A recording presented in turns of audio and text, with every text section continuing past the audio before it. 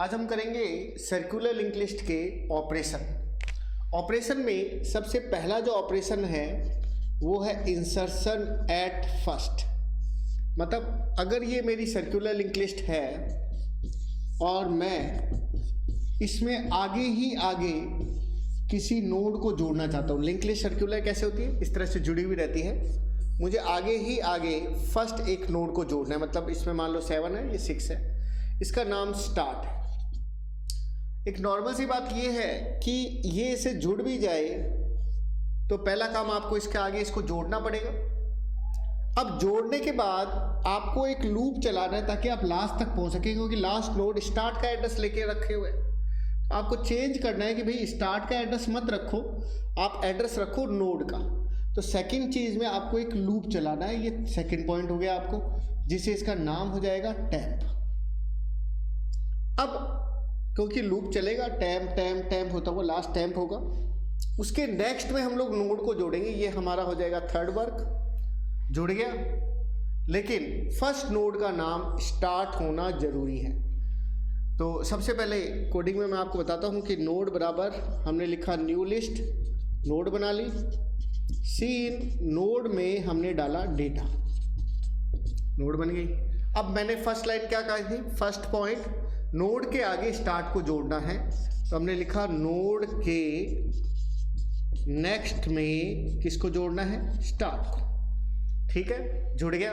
अब हमें पता है कि हमें लूप चलाना है ताकि हम लास्ट तक पहुंच सके।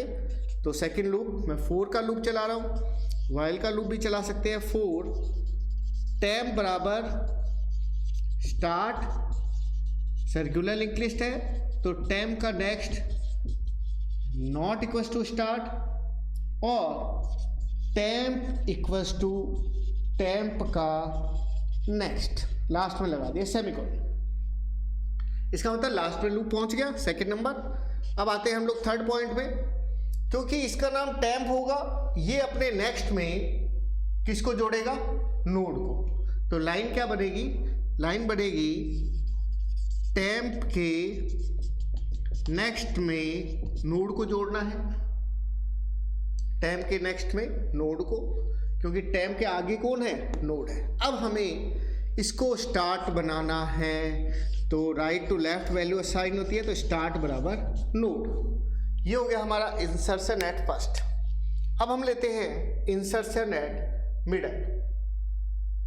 इसी प्रकार से अगर मैं नोड को मिडल में इंसर्ट करना चाहता हूं तो C बराबर 0, एक काउंटर आप लगाएंगे। C1 होगा, C2 होगा, C3 होगा, C4 होगा, C5 होगा। जिस पोजीशन पे हम रोकना चाहते हैं वही सेम बात हमारी रहेगी। सबसे पहले हमें नोड बनाना पड़ेगा, नोड बराबर न्यू लिस्ट, नोड में डेटा डालना पड़ेगा। सीन नोड, तीर का निशान, डेटा। नोड तो बनानी है ही, नोड में डेटा भी डालना है जैसे मैंने अभी डाला। अब इसको बीच में जहां पर भी रोकते हैं वो जगह टैम्प होती है, अगली जगह टैम्प का नेक्स्ट होती है। बीच में जोड़ने के लिए इसको इसका एड्रेस देना है 1 नंबर, और इसको इसका एड्रेस देना है। लेकिन पहले बीच तक पहुंचना पड़ेगा। बीच तक पहुंचने के लिए आपको एक 4 का लूप चलाना पड़ेगा, जो आप हमेशा चलाते ही है। टैम्प बराबर स्टार्ट, टैम्प का next not equals to start, और टैम्प बराबर टैम्प का नेक्स्ट। एक काउंटर भी लगाना है, C बराबर 0, C++ होता रहेगा ताकि ये बढ़ते रहे। हम डेटा के अकॉर्डिंग भी रोक सकते हैं। अब अगर मैंने मान लो यहाँ पे पोजीशन भी मांगनी पड़ेगी तो C इन पोजीशन भी इनपुट करा ली, सेमीकोलन लगाया। मैंने पूछा अगर C पोजीशन -1 के बराबर है, मतलब लूप रुक गया। अब आपको क्या करना है, इसके आगे इसको जोड़ना है, फर्स्ट नंबर, इसका नाम टैम्प है, इसके आगे किसको जोड़ना है, नोड को। तो नोड के आगे टैम्प के नेक्स्ट को जोड़ना है, तो हम लिखेंगे नोड के आगे वाले हिस्से में टैम्प के नेक्स्ट का एड्रेस आ जाएगा। इसके आगे इसको जोड़ना है, 1 नंबर हो गया। 2 नंबर हो जाएगा टैम्प के आगे हमें किसका एड्रेस देना है, नोड का। टैम्प के आगे किसका एड्रेस आ जाएगा, नोड का हो जाएगा। ये हो गया हमारा insertion eight middle. Insertion at last जो है वो क्रिएशन की तरह ही होगा, बस थोड़ा सा फर्क ये आ जाएगा कि लूप के एंड में आपको पहुंचना है, जैसे आप उसमें क्रिएशन में कर रहे थे, आगे आपको एक नोड को जोड़ना है। मैं भी आपको करके बताता हूँ, इसको मिटाकर। अगर हम लास्ट में नोड को जोड़ना चाहते हैं, इंसर्शन एट लास्ट हो गया, लिंक लिस्ट हमारी बनी हुई है, सर्कुलर लिंक लिस्ट। लास्ट में हमारे किसको जोड़ना है? नोड को जोड़ना है। सिंपल सी बात है कि हमें लास्ट तक पहुंचना पड़ेगा।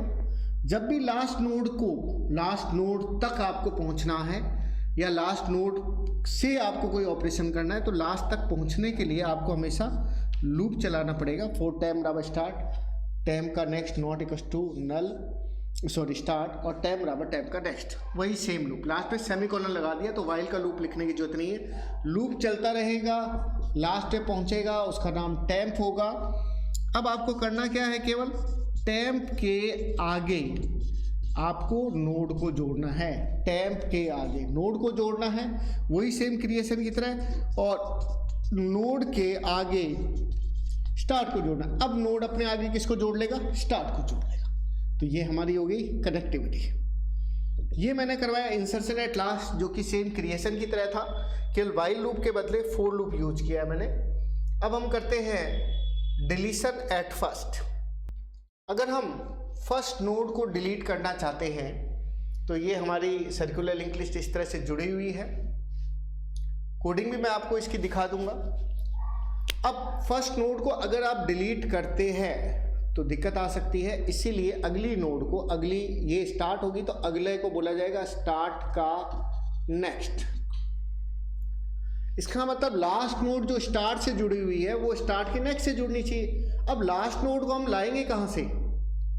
लास्ट नोड को लाने का मतलब वो हमें लास्ट तक पहुंचना पड़ेगा, ताकि उसका नाम क्या हो जाए? टैम्प हो जाए।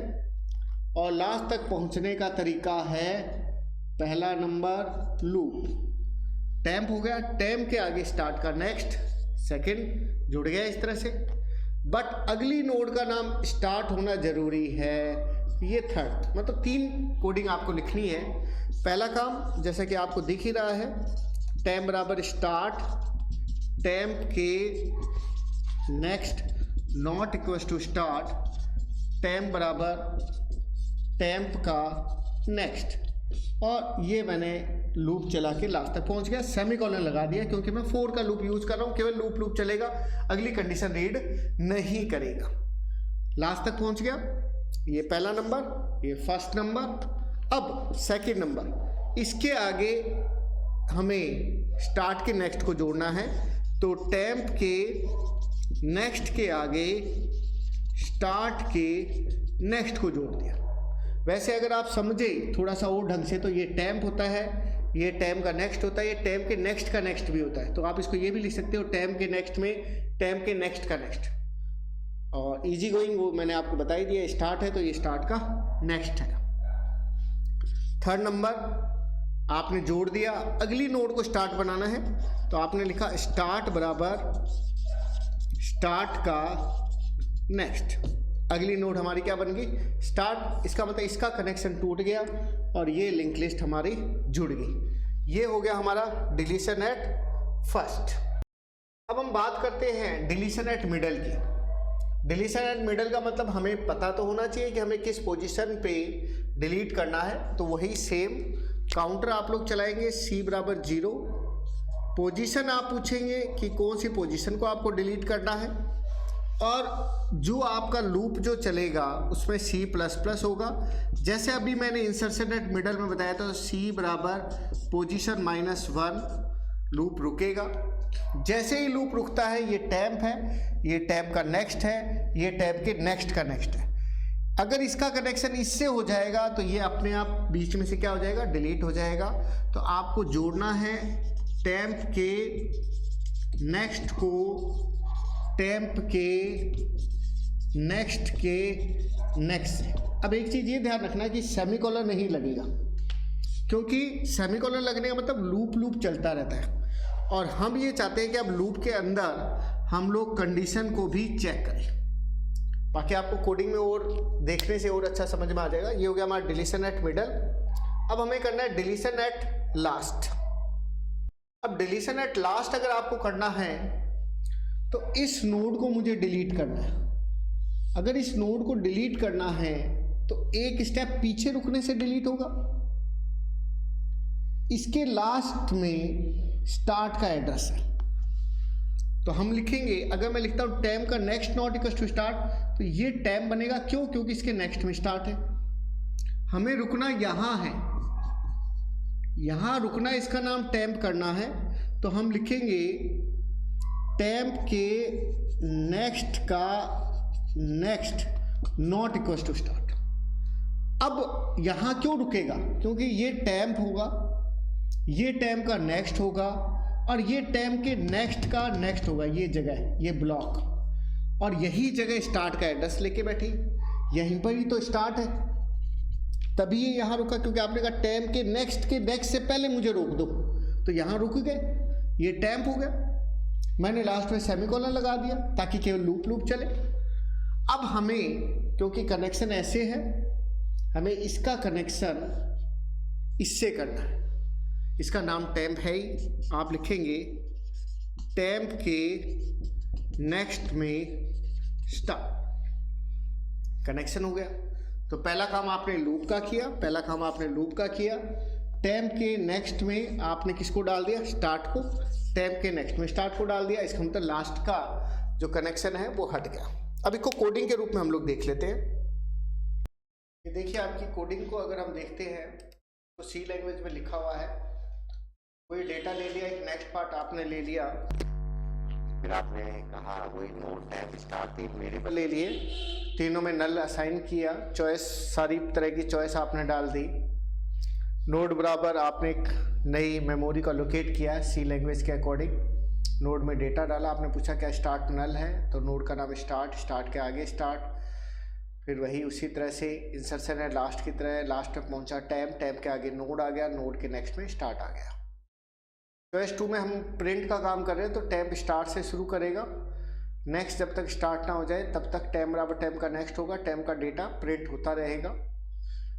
एक लास्ट जो वैल्यू रह जाती है उसको प्रिंट कराना पड़ता है अलग सा। चॉइस 3 अगर आप प्रेस करोगे तो एग्जिट हो जाएगा। चॉइस 4 में आपको इंसर्शन फर्स्ट करना है, तो सबसे पहले नोड होएगी, वो अपने नेक्स्ट में स्टार्ट को जोड़ेगी, लूप आप चलाएंगे, और टैम्प के लास्ट में नोड को जोड़ा और स्टार्ट बराबर नोड। इसमें लास्ट में सेमीकोलन नहीं लगाया, इसलिए कर्ली ब्रेसेस लगा के छोड़ दिया ताकि लूप चले विदाउट अंदर कोई भी स्टेटमेंट के। अब आपने चॉइस बराबर 5 लिया, डेटा डाला, पोजीशन पूछी, इंसर्शन मिडल की तरह। चॉइस जैसे ही सी बराबर पोजीशन -1 था, जैसे कि सिंगली लिंक लिस्ट में, डबली लिंक लिस्ट में भी ये सेम ही चीज़ है। तो नोड के आगे टैम्प का नेक्स्ट, टैम्प के आगे नोड को आपने जोड़ा। चॉइस 6 के अंदर आपको जो है टैम्प बराबर स्टार्ट फर्स्ट नोड को डिलीट करना था, लूप को लास्ट तक चलाया तो उसका नाम टैम्प हो गया, वो अपने नेक्स्ट में स्टार्ट के नेक्स्ट को जोड़ देगा, और टैम्प जो है वो स्टार्ट इसने बनाया है ताकि फिजिकल डिलीशन कर सके। कोई ज़रूरी नहीं है, आप स्टार्ट बराबर स्टार्ट का नेक्स्ट भी लिख सकते हैं, जैसा कि मैंने अभी आपको बोर्ड पे समझाया था। और बीच में मिडल में डिलीट करना है, वही सेम चॉइस आपने ली, चॉइस को ++ आपने किया। अगर सी पोजीशन -1 है तो टैम्प का नेक्स्ट बराबर टैम्प के नेक्स्ट से जुड़ जाएगा। कर्ली ब्रेसेस का विशेष ध्यान रखिएगा, सेमीकोलन का, कर्ली ब्रेसेस का, इसके बिना प्रोग्राम रन नहीं होता है।